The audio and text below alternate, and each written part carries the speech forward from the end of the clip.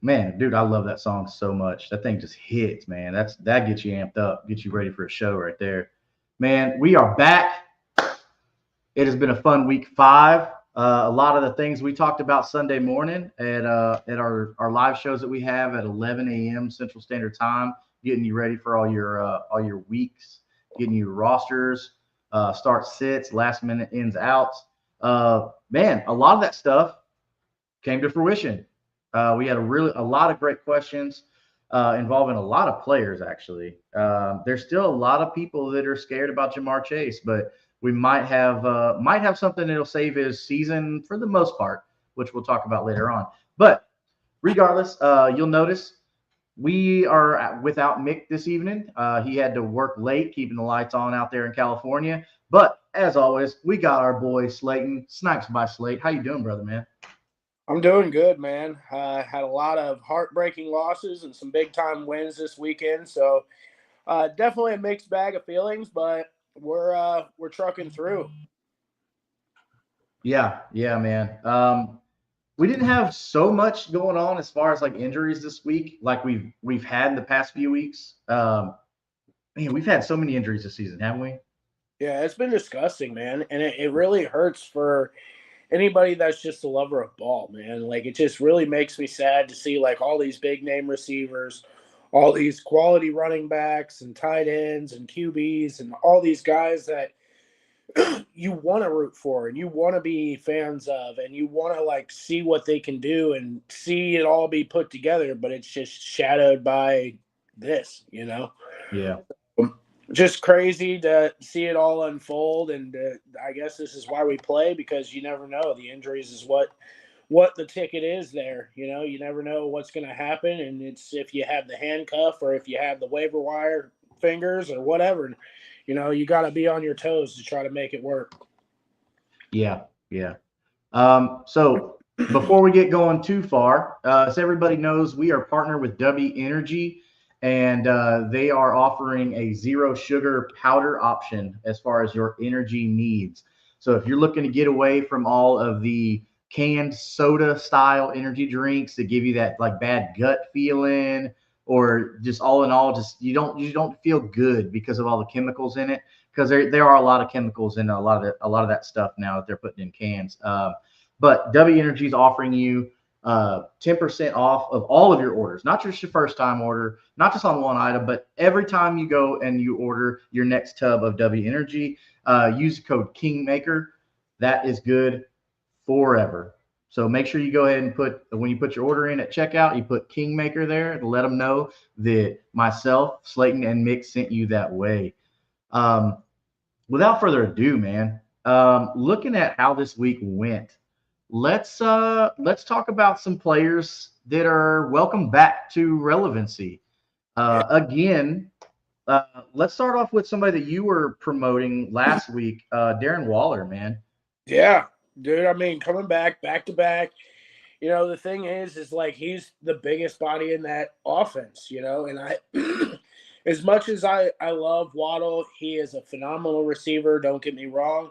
He's just not a big guy in stature. And at the end of the day, Tua is going to need some like quick, throws and like something right over across the middle. And I think Waller is one of those guys that has really good catching in traffic and has just that big body frame that you need down in the red zone. Yeah, and we're seeing it wasn't just a one week wonder. It No, looks like they're going to still use him in the red zone. Which, hey, touchdowns are worth 6 points plus the catch. Boom, there's 7 right there, man. So if you're looking for a red zone target, especially now with Tyreek Hill gone, there you go. Go get you some Darren Waller in your life. Um, next up, our welcome back to relevancy is Kendrick Bourne, yes, sir. with signing back with the San Francisco 49ers. That's where he started at originally. Who always was a decent route runner and everything like that. He was just overshadowed just by bigger talent there. But he comes out and he has a really, really massive day. He catches 10 of 11 targets for 142 yards, excuse me. But no touchdowns though. But still, that gave you 27 fantasy points there in PPR leagues, so that's looking pretty good for you. How'd you enjoy watching Kendrick Bourne? Hey, I actually snagged me a share of Kendrick Bourne in one of my leagues. And, like, to be honest with you, I hit two really good waiver wire pickups, and my team just took a shit on me. Like, I'll be honest with you. I got the Theo Johnson and I got the Kendrick Bourne. I started them both. I was feeling good. Got a crisp, somewhere around, I think it was like 40, 50 points between the two of them. I was feeling good, man. I felt great. And then just the rest of my team just did nothing. And like, I was really happy to have Kendrick Bourne just to see that bromance between him and Mac Jones flourish again was nice. But no, realistically, Kendrick Bourne, he's always been a solid receiver. My comp to him would be more kind of like a Jacoby Myers, just kind of an all-purpose wide receiver, can do a little bit of all of it, but was never like the star of the show, if you will. He's always been kind of that second fiddle, whatever. But, at the end of the day, he's a serviceable receiver. And I really hope that they keep him around for a little bit, especially with everybody being hurt on that offense. I think it would be beneficial for them to keep around. Yeah, for sure. Yeah, they definitely need some help there in their pass catching department. Our next welcome back guy of the week is Rico Dowdle, Yes, which sir. is that's a name we haven't heard since he played in Dallas, and he had some pop offs in Dallas. Well, I think it's safe to say he had one for Carolina this week. Oh, yeah. Uh, Yeah, man. so That man was running like crazy. I mean, it's like if you're watching Red Zone, it's like they just keep popping up. Rico Dowdle, another long run. Rico Dowdle, another long run. The guy had 23 carries. First off, that's a good chunk of carries Yeah, for a backup at that. bell cow work, baby. Yeah, that is bell cow work for sure. To go with those 23 carries, he made the most of it. He got 206 yards on that, and he got a touchdown. It shows why But he needs to be utilized in that offense, man. yeah, Like, yeah, he got even to when Chuba Hubbard's healthy. show. But they're definitely gonna have some questions to answer and some choices to make when Jonathan Brooks is healthy, Chuba Hubbard's healthy, and then this kind of performance from Rico Dowdle. Man, I don't see how you're not going to sit here and say like we have to keep this guy on the roster, because last thing you want is you want him going somewhere else and him doing that, putting up 206 yards on you. Mm-hmm. So, but that's our welcome backs for the week. So welcome back to Darren Waller, Kendrick Bourne, and Rico Dowdle. So big performances of the week. We had a few of them. We just talked about Rico Dowdle, which with that kind of performance, he gets a nomination for Kingmaker Sports King of the Week. Another big performance this week is a gentleman who threw for 4 touchdowns, which doesn't happen every week if you're a quarterback, right?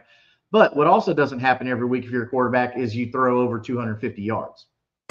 Not only did Sam Darnold throw for 341 yards, 4 touchdowns. He did throw one interception, but hey, I'll take that interception if you're chunking me 341 yards and 4 touchdowns. But that was an amazing, amazing stat line for Sam Darnold. So it doesn't look like the Vikings, it was just like the system he was in. It looks like he's in a system now in Seattle where he's succeeding. So, and this is without DK Metcalf too.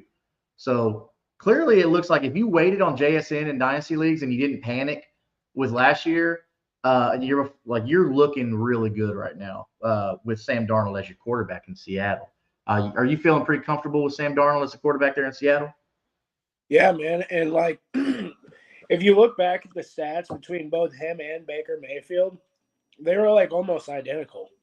I mean, it was damn close between the two of them. And like going into this game, I really thought this was going to be the game of the week. I had a gut feeling. It looked good on paper. And I was like, man, is this going to be one of those like hard fought battle between two defenses to where it's like like a 21-24 game, something like that. And I was like, it has every bit of potential to do that, but they also have the offensive pedigree on both sides to make this a blowout. And that's what happened, man. And it was phenomenal to watch. Both of these guys were like left for dead, Yeah. and to see them both come out here and to put on a show. in front of the entire week, game of the week without a doubt. Like it really goes to show that there needs to be a bit more patience on some of these guys, or to maybe not be afraid to buy back into them when they go to a different system or a different team, because like a lot of these guys going to a different team was their saving graces. Yeah. And it's super cool to see that Sam Darnold and Baker Mayfield, both who were teammates in Carolina at one point, Yeah. to go out there and have a show, man. So like props to them guys. They've been really doing a fantastic job out there of just really getting into a new scheme for Sam Darnold and to a new offense, and just really showing what you can do. So definitely very happy with him. I have him in a couple redraft leagues where I originally had Trevor Lawrence, and that lasted about 2 weeks, and I was like, sayonara. I mean, Trevor Lawrence had a big game too.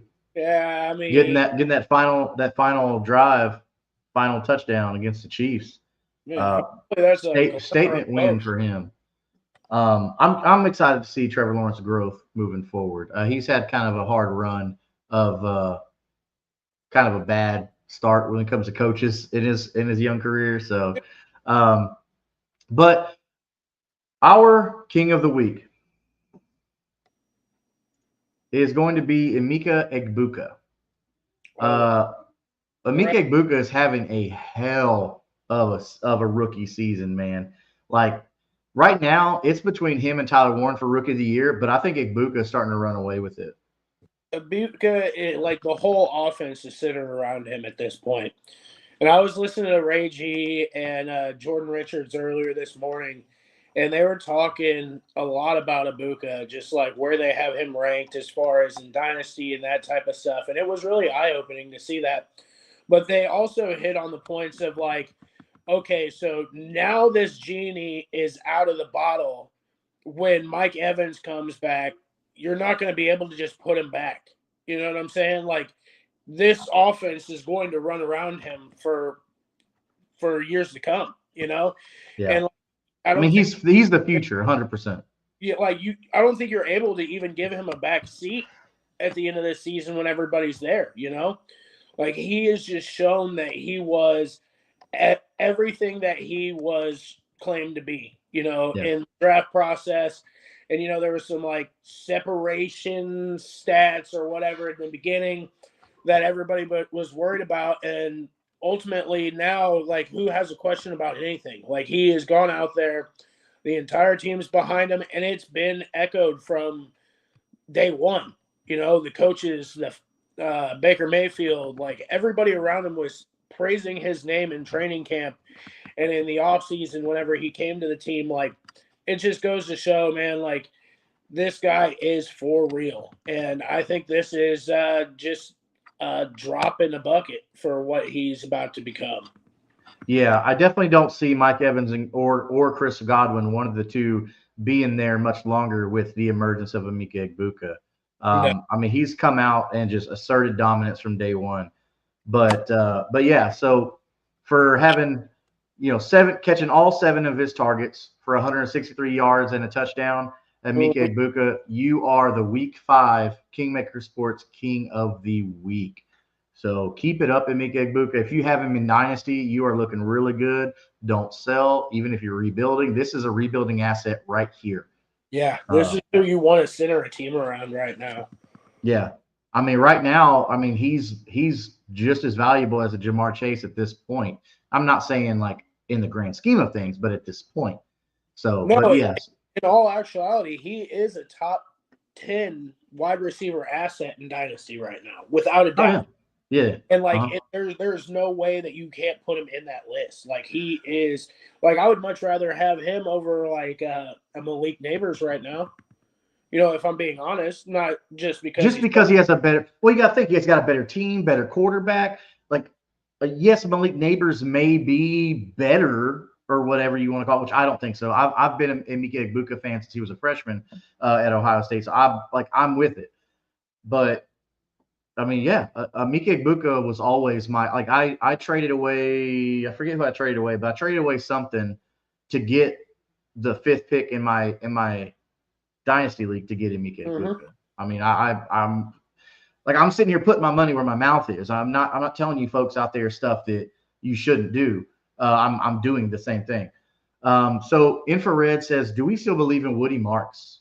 So after him having such a big game, and then not so big of a game, what are we feeling on Woody Marks?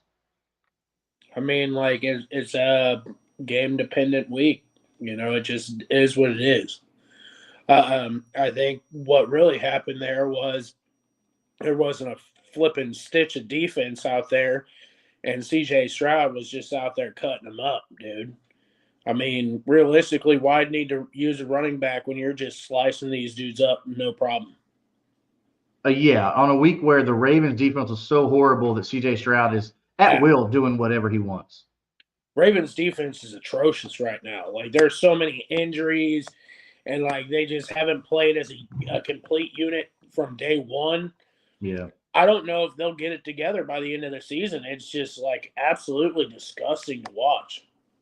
And like on paper, coming into the season, they were probably the best defense that you could find.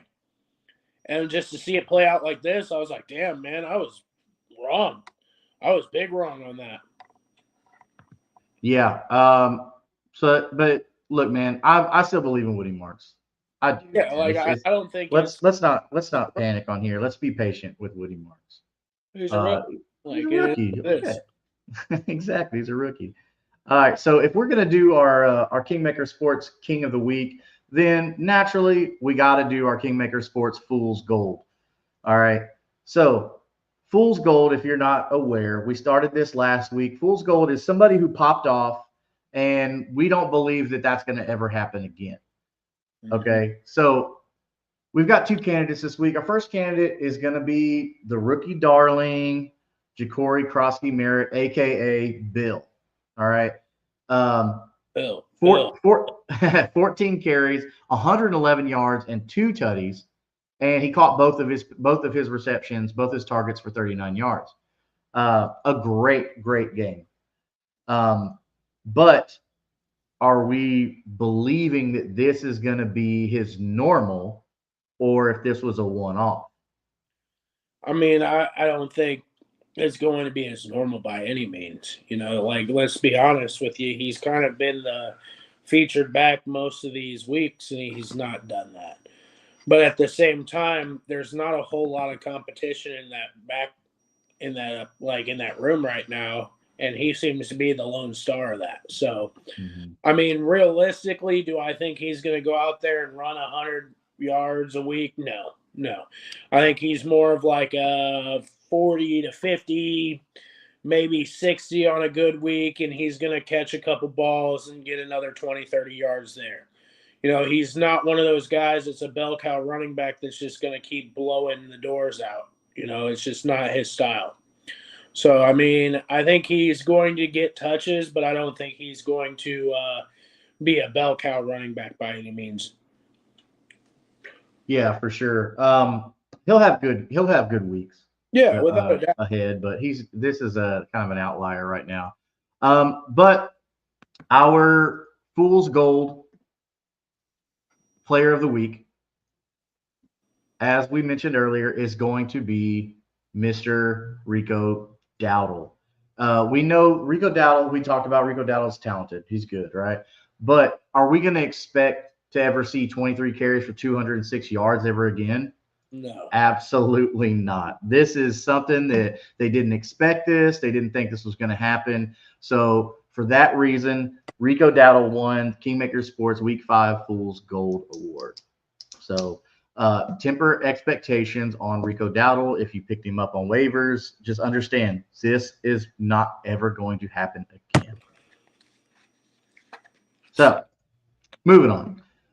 Let's look at some injuries that happened. We didn't have a lot, only had a few. But one that probably hurt a lot of people who looked like he was finally going to start getting his run after Najee Harris went on IR, and he did. He did pretty decent, and then he goes out with an ankle injury. How are we feeling about Amarion Hampton going down with that ankle injury? I mean, he's going to IR, dude. What are you going to feel? Like he's going to be out for at least 4 weeks. So we're sitting at week 9, and like I don't know, man. Like I don't have a good feeling about it.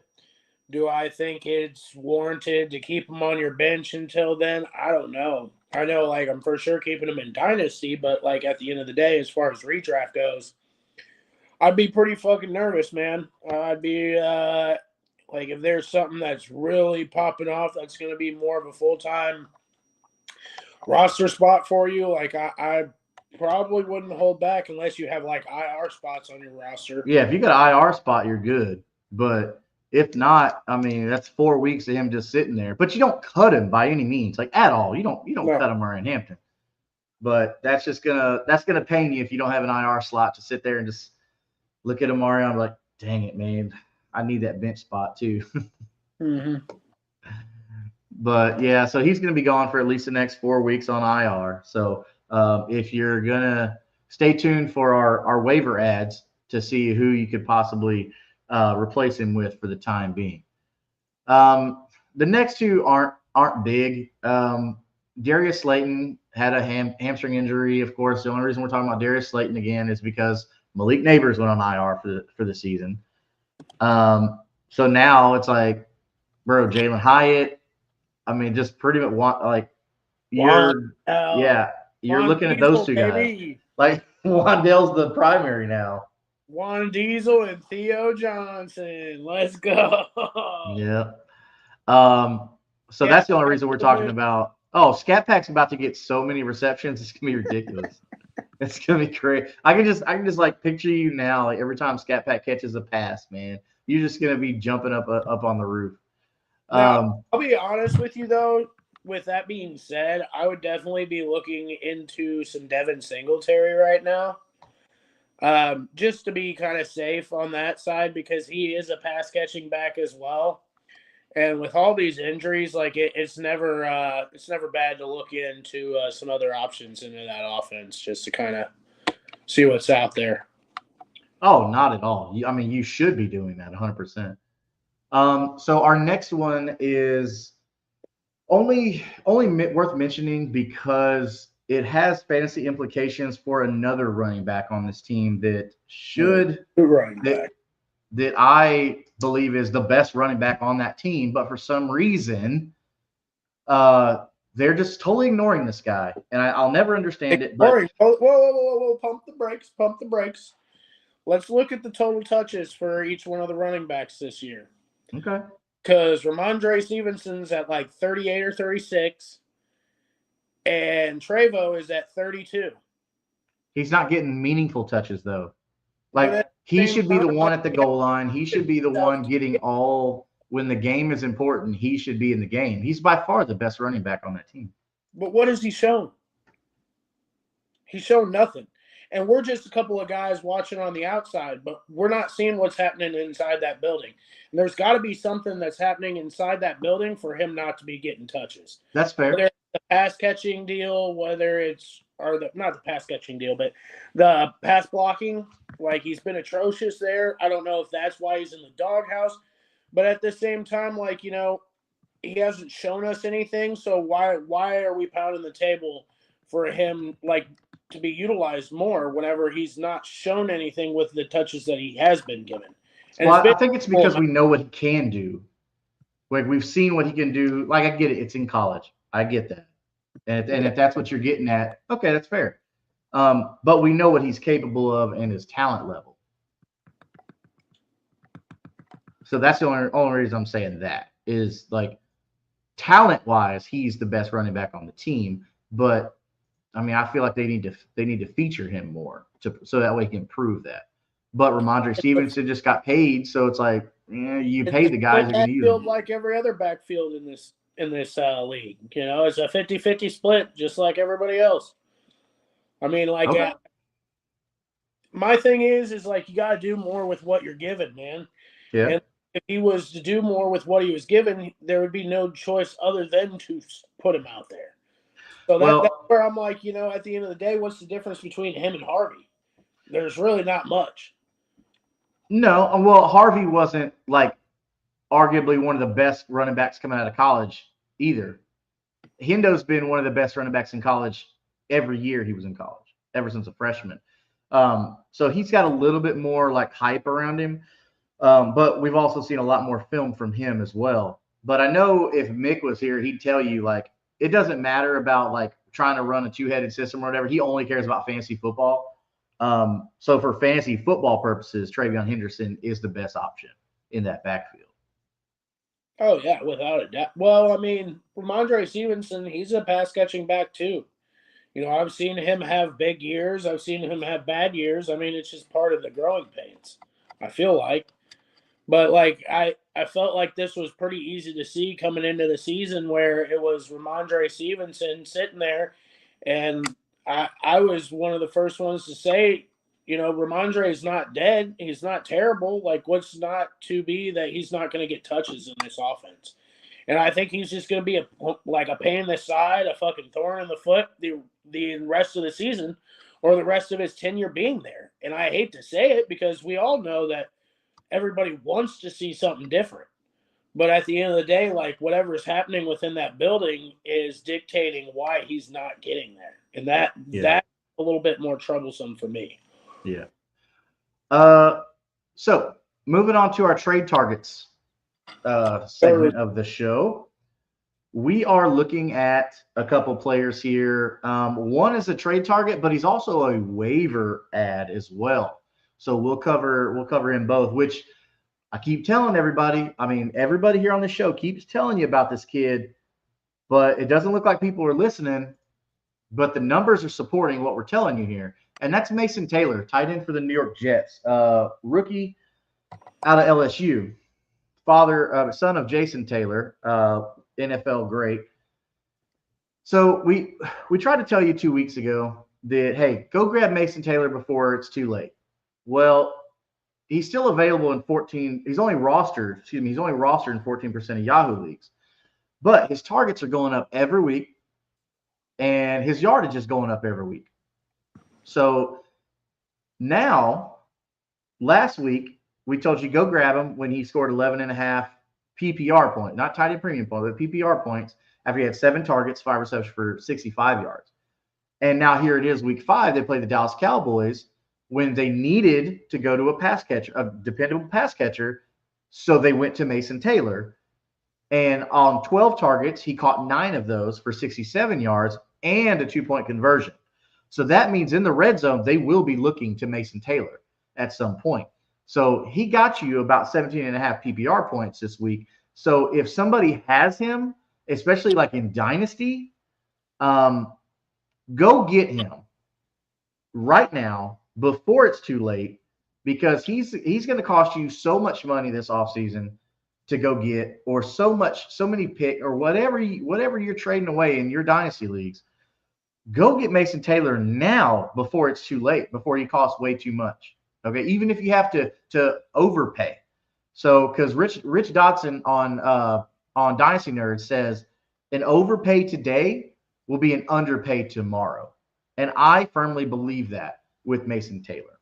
So he's one of my trade candidates. Go trade for Mason Taylor now. I don't know. Are you seeing and believing that Mason Taylor can be a mainstay there in New York? I'm still scared of that offense, man. Like I always have been. Oh yeah. It never has made sense of how they operate. So it makes it a little bit hard for me. Like I can definitely see where he's getting more action on the field. He's being more incorporated into that offense. But at the same time, like I don't believe in that offense at all.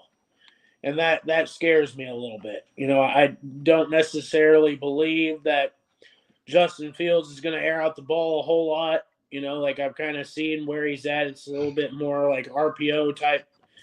It looks like to me, at least, like very college style offense, if you will.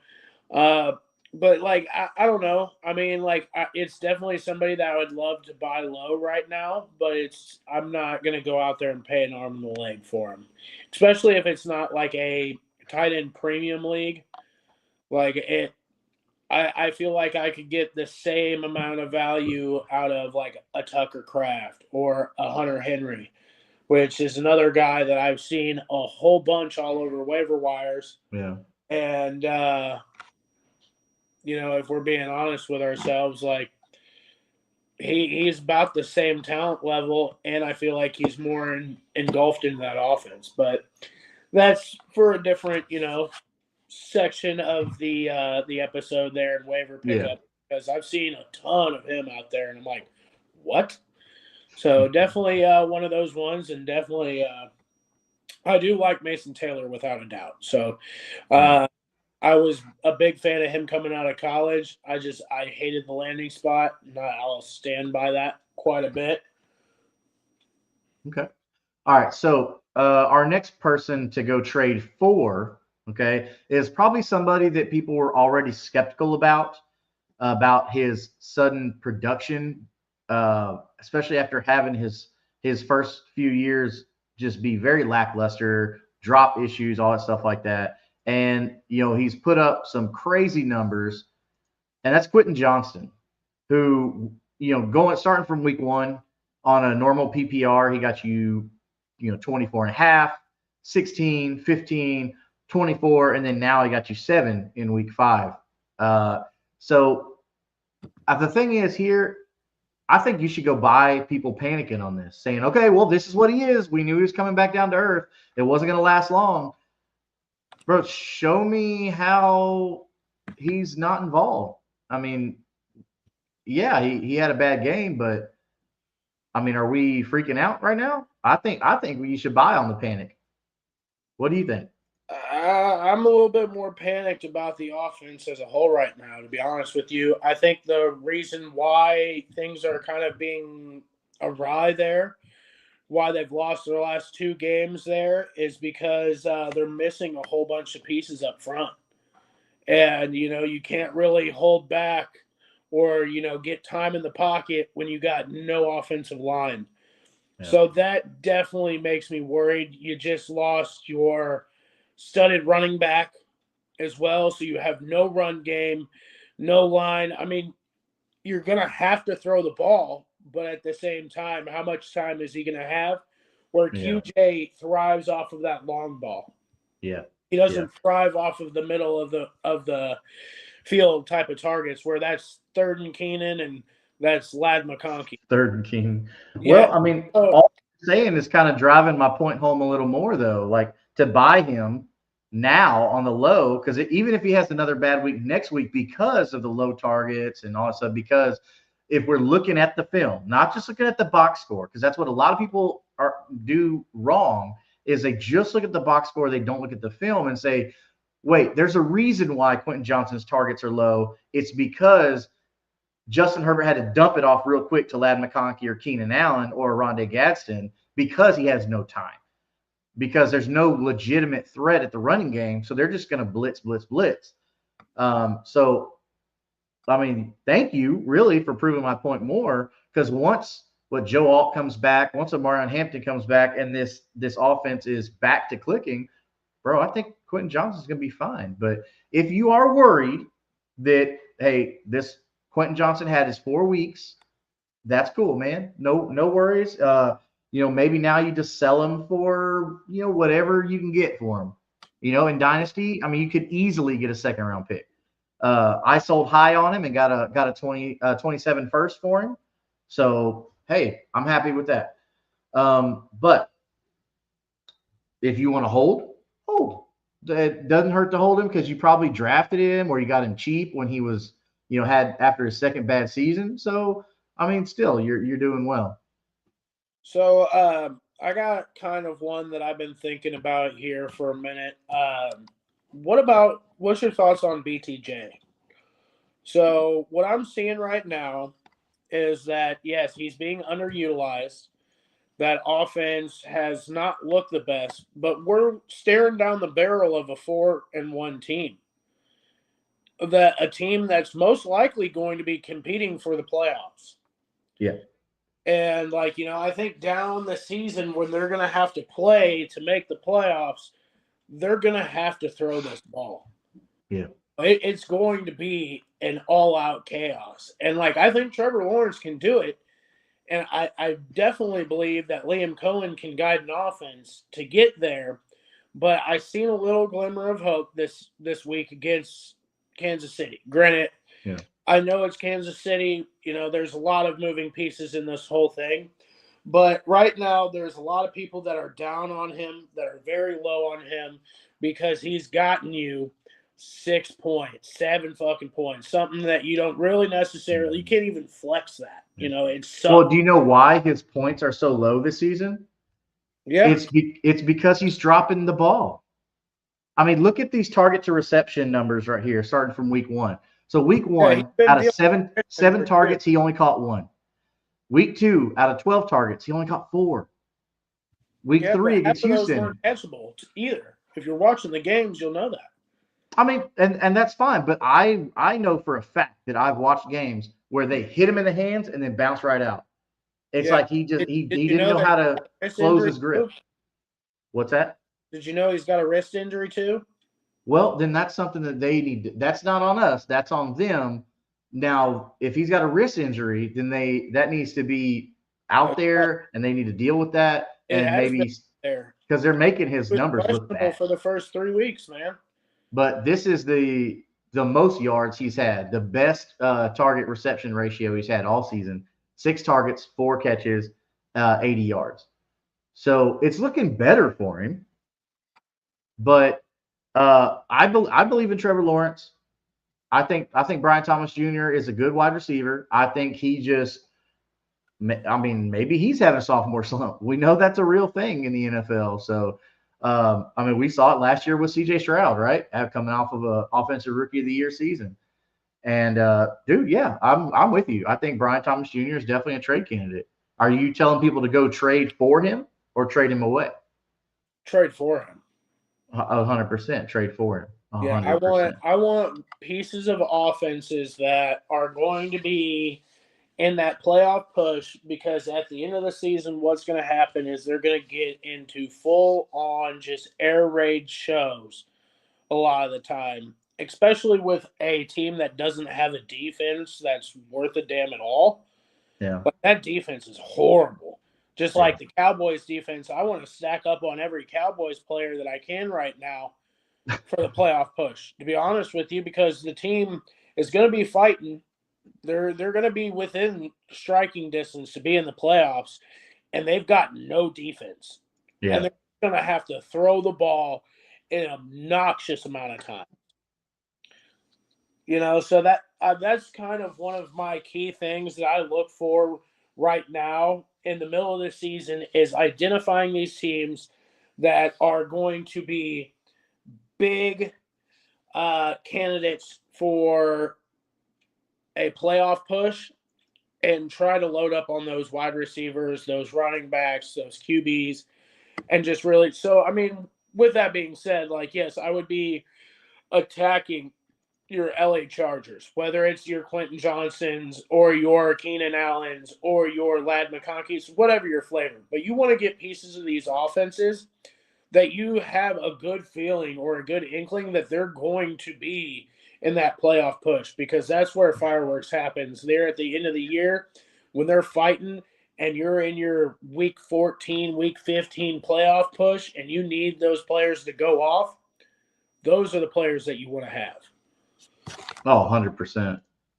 All right. So moving on to our next topic here. Let's, what is going on with my screen here? It is doing some weird stuff here. All right. So bye weeks. This week we only have 2 teams on byes, and that is Houston Texans and Minnesota Vikings. So that's looking good. You're not really freaking out here, unless you are a Justin Jefferson owner, Jordan Addison owner. Maybe you've been playing Jordan Mason, T.J. Hawkinson. On the Texan side, you're looking at C.J. Stroud. You're looking at Nico Collins, and maybe if you're playing Woody Marks, riding that recent success from he had last week. So those are the players that you have on bye week this week. So look at our next section to help fix that. And that is going to be our waivers, and our spot starts. So obviously our spot starts are players that you're not going to keep long term. They're just literally just waiver fill-ins for the week. So who's going to be your first priority? Let's do one priority and then a stash and then a priority and go back and forth like that. So let's start with priority. Who is your favorite priority waiver ad this week? Priority waiver ad would probably be Joe Flacco. Because I feel like a lot of people had dropped him after he got benched. And if he's available, that would be one person that I am after immediately. Okay. All right. Sounds good. So my priority waiver ad here is I'm going to go with Theo Johnson. All Yes, right. sir. So Theo Johnson, just out of necessity there, they lost Darius Slayton, lost Malik Neighbors.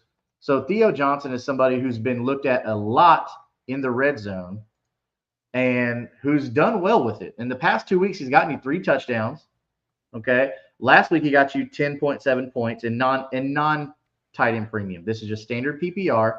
And against the Saints, he got you 21.3 points according to normal Yahoo PPR scoring. As far as targets go, I mean, he's got 7 last week and then 5 the week before. So this is somebody that you want. If you're hurting at tight end, go grab you Theo Johnson, because with Jackson Dart, you're going to see just about this production. Yeah. You hit on it earlier, like looking at Cam Scadabo's increase in targets. Theo Johnson is like, bro, I'm with you. Like you sold me on Theo Johnson, and that's why I have him as my top priority waiver ad. I mean, heck, with these kind of numbers, that's somebody you can put in your flex position. Mm-hmm. Like that's not just tight end numbers where, oh, he got me 8 or 9 or 10 points or whatever like that. Like dude got you over 21 points this week. So I don't know. That's what I'm thinking. But all right. So who is your stash waiver ad? Stash waiver ad right now would be probably either Jalen Coker, because he's coming off of IR soon. I would be looking at any of my IR people, because a lot of these guys are either coming off or they're lagging behind. Not a lot of looks on there. I would say it was kind of a stash whenever I was going through the notes earlier, and I was able to pinpoint Vidal. But now that the news is broke and that he has been sent to IR, I mean, that's kind of shifted into more of a priority ad, if I'll be honest with you there. Yeah, I'm with you on that. So my stash is somebody that is. So I'm going to start off with my lesser owned stash here. Okay, my lesser owned stash is going to be Isaiah Bond. Okay, Isaiah Bond. The reason why I have him as a stash is because one, his target usage each week is going up, and that's something you want. Now let's keep in mind here, Isaiah Bond didn't have training camp. Isaiah Bond didn't have all that stuff because he had some legal issues, so he joined the team a little late. And with that, he wasn't able to develop a relationship with the coaching staff, wasn't able to develop chemistry with his quarterbacks. So he's going to take a little bit longer to break in. Now, stashes, let me be clear, stashes are people that if you have the bench space, you shouldn't cut anybody for these players. If you have the bench space, I'm going to say go ahead and add Isaiah Bond. He's only owned in 6% of leagues. Okay, 6% of Yahoo leagues, I should say. So if you can, I think go get Isaiah Bond. He's going to be a late season guy who is going to break out for you. But I think with the addition of Joe Flacco, excuse me, with the addition of Dylan Gabriel, I think you're going to see more and more targets from him. Because as we always see, the lower on the depth chart that the receivers and quarterbacks are, they're running with the 2s, running with the 3s, what have you. So they're going to be able to develop that relationship.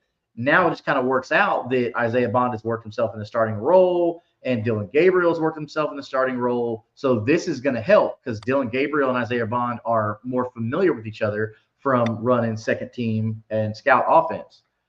So I say go grab Isaiah Bond if you have the space. So, Slade, who is your next priority waiver ad? If Waller is still available, I am going back after Waller again this week. I went through a lot of my leagues and I seen that he was still available, and he had some crazy looking numbers over the last 2 weeks. And with Tyreek Hill being out for the rest of the season, I think he is a phenomenal ad on that aspect. But then again, if he is not there, another one that I would be after in a tight end spot would be Hunter Henry.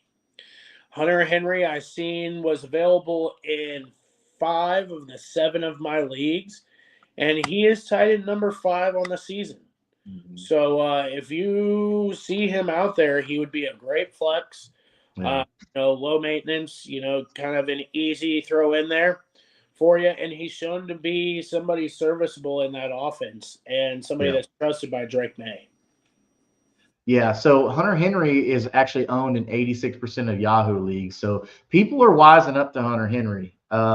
Whereas Darren Waller, on the other hand, is only owned in 68% of Yahoo leagues. So Darren Waller, who's putting up better numbers than Hunter Henry, is actually more available in more leagues.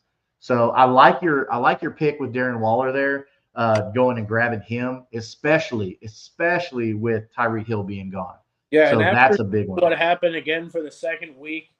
I'm very excited to see where this goes. And heck, I even seen he's putting out a little bit better music. So hey, there we go. Yeah, go check him out on his old SoundCloud over there or he's whatever. not crying on SoundCloud anymore, so that's a plus too. Hell yeah. So all right, so I'm up here, and I will go with my next priority ad. And again, I'm sticking with Mason Taylor. I told you to do it last week, and I'm going to stick to my guns on that. We talked about Mason Taylor's involvement and his increase in usage, and here we are another week, and he's only 14% owned in Yahoo leagues, which I think is insane.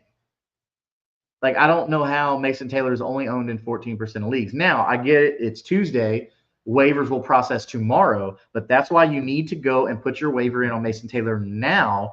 If Darren Waller is taken, if Hunter Henry is taken, Mason Taylor is a tight end, along with Theo Johnson, excuse me. Mason Taylor is a tight end that people aren't really savvy to yet, that you can go get.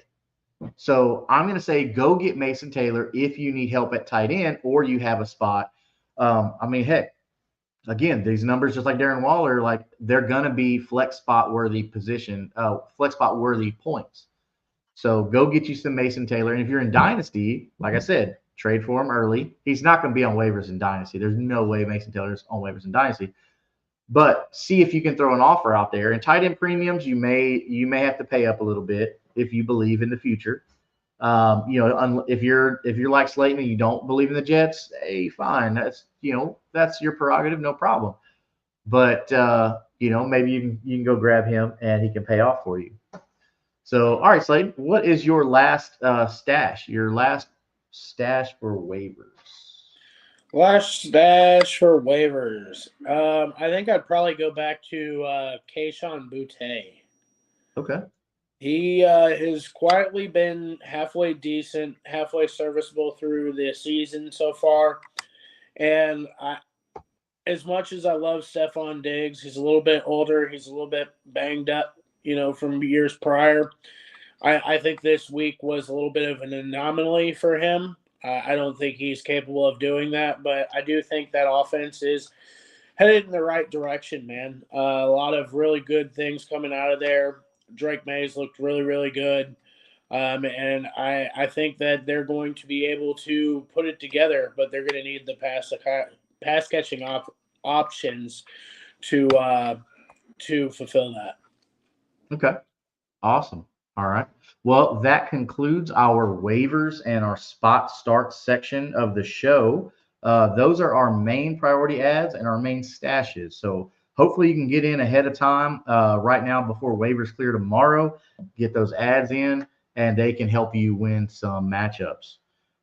So let's talk about our starts and our sits. Like, what players are we without a doubt we're starting this week? No questions asked. And what players are we without a doubt sitting?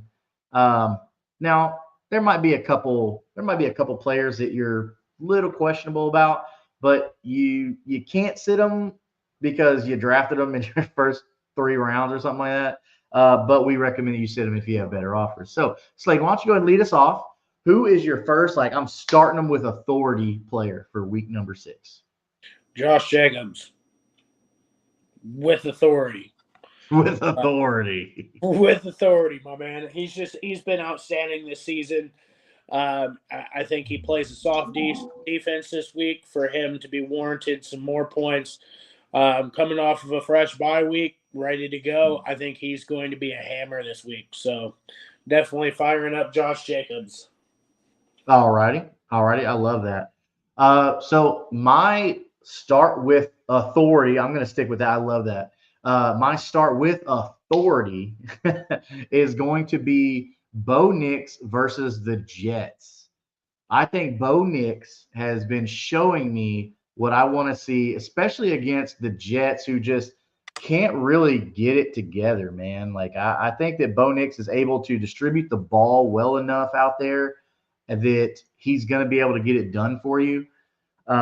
Looking at his numbers and his attempts, like he gets it done on the ground too. So the kid could run. So when everybody is covered, you're still going to get some points from him. You know, he can get it done on the ground with his feet in the end zone. I'm starting Bo Nix. Yes, So sir. they're playing the Titans. Titans just barely got a win.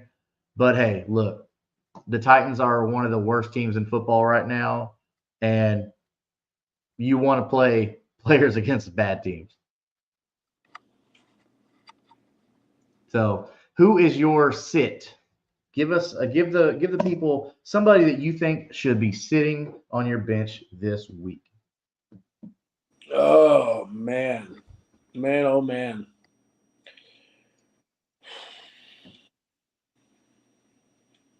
I want to say sit T Higgins until we see what's going to happen, especially with a new QB there and that type of stuff. He's not been very good as far as like a starting for you this season at all, and it really makes me nervous there. Um, so he would probably be one that I'm sitting in most of my leagues unless it's like dire that I have to start him. Okay, I mean that's fair. New QB coming in doesn't really know these guys. Like, I get it. Sitting T Higgins. Um, so all right. So here's one that may be a little unpopular. I'm gonna say sit Jerry Judy versus the Steelers.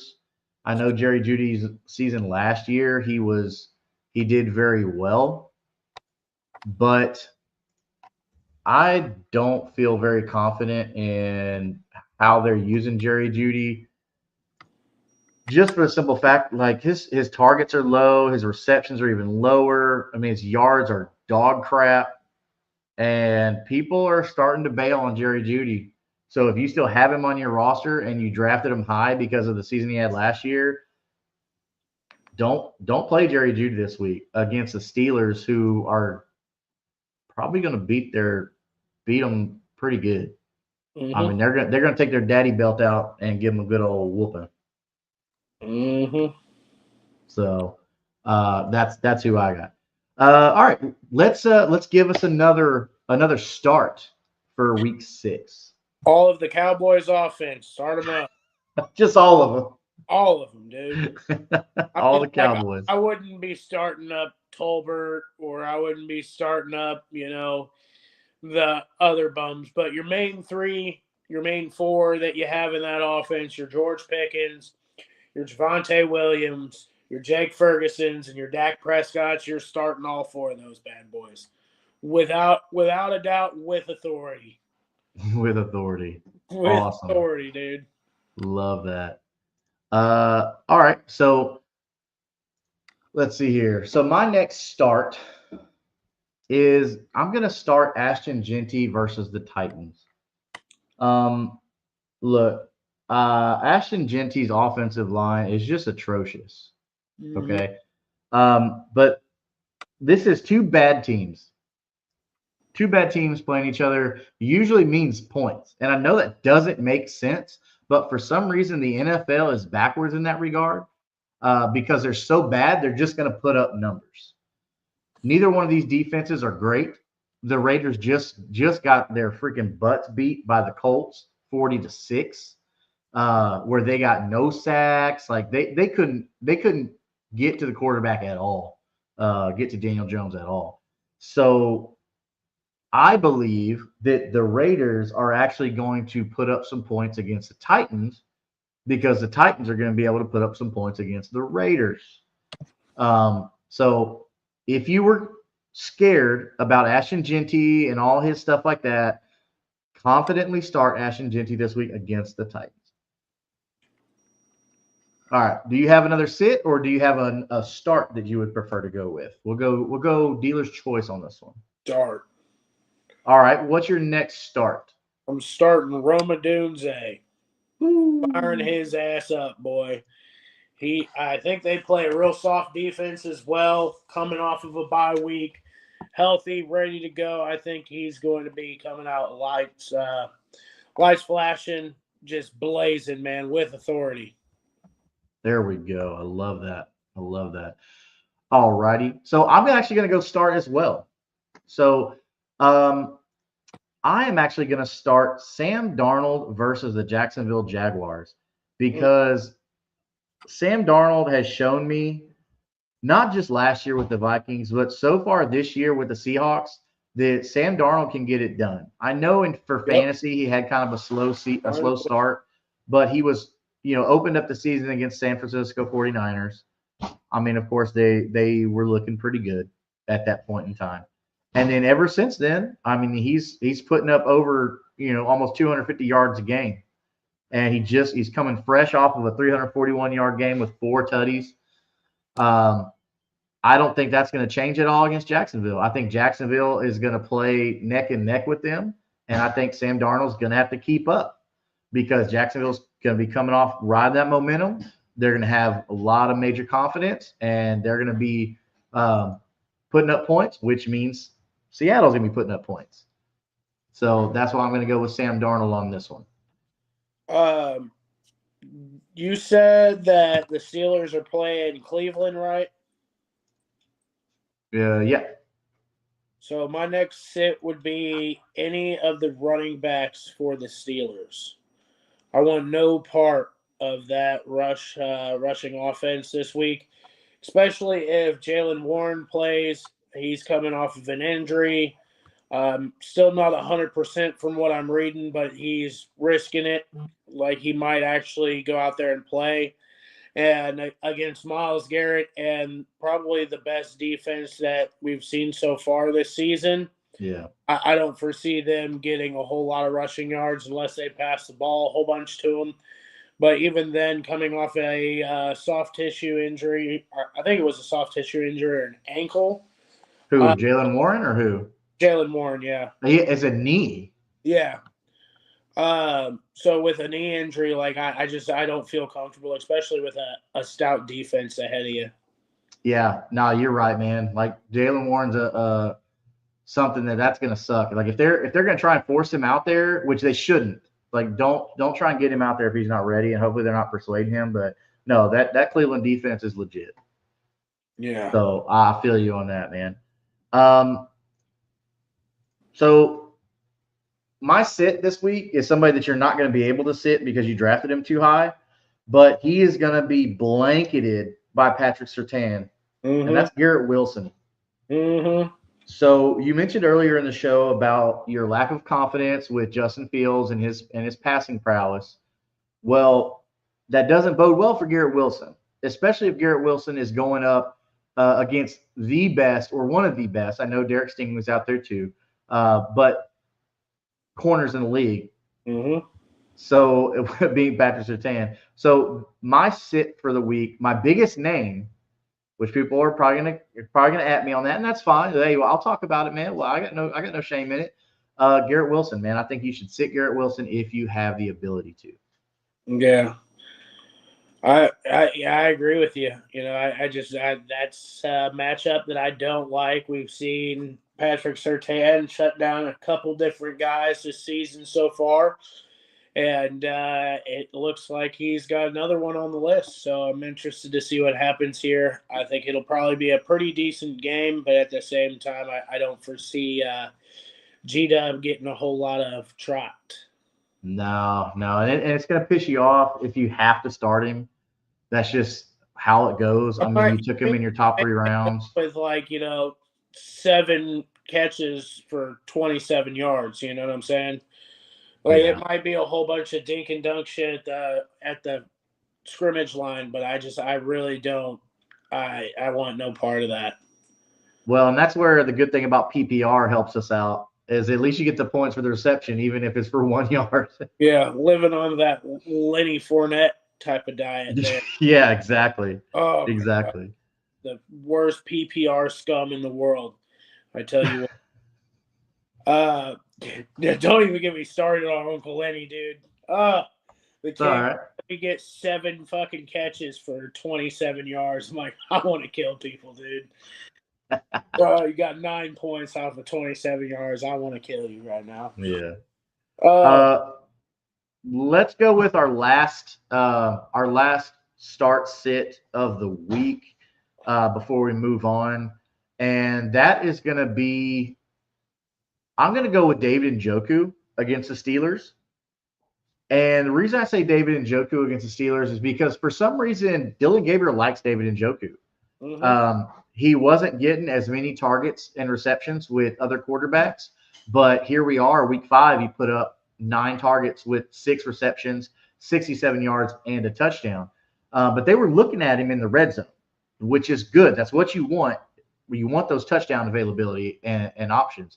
So I'm going to start David Njoku because I think the Steelers are going to be getting to Dylan Gabriel enough to where he's going to be looking for David Njoku and possibly Harold Fanning Jr. But I'm going to trust more in Njoku right now just because he's the established veteran and dude's just an insane athlete. So, all right. So next segment, we're gonna start a new thing called Panic or Patience, and we won't spend too much time on this. We'll try and spit fire real quick. Now, Panic and Patience. Okay, panic is literally what it sounds like. Are we panicking on this player, or do we think that we should be patient and hold them? Panic meaning obviously you're cutting or trading them away. Patience means you are either trading for them or you are holding them on your bench until they can start producing for you. And this goes for redraft or dynasty. And you can decide whichever one you want. It doesn't matter if you say like, "Hey, I'm holding this person in dynasty." Sure. So let's go quick fire real quick. Panic or patience? Travion Henderson. Panic or patience? Panic and redraft, patience and dynasty. All right. DJ Moore. Panic or patience? Panicked. All of the above. Okay. Yeah, with the emergence of a Dunze and Williams, Caleb Williams relationship, that's not so well for DJ Moore. Plus, I think Luther Burden is the mainstay there. It looks like that Ben Johnson really likes Luther Burden and all that he offers. All right. So next, AJ Brown. Panic or patience with those low targets? Patience. Okay.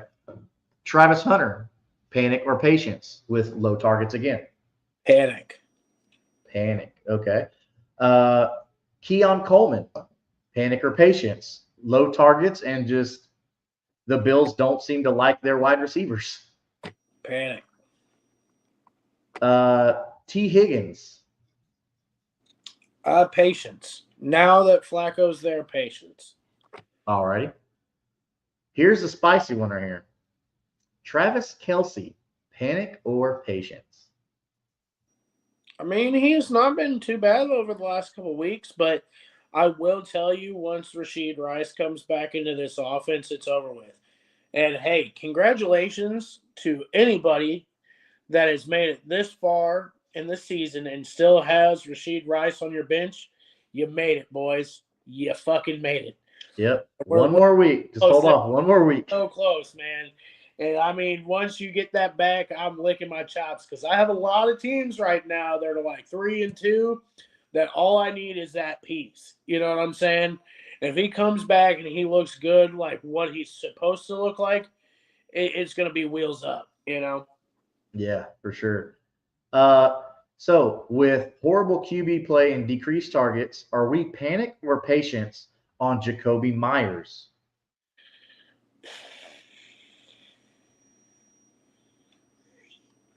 Ah, man. Ooh, thinking hard on that one. That's a good one. I would say patience. He's still a slot target. He gets a lot of slot targets, if you will. So I'm still patient on him. I still think he's a decent flex play, if you will.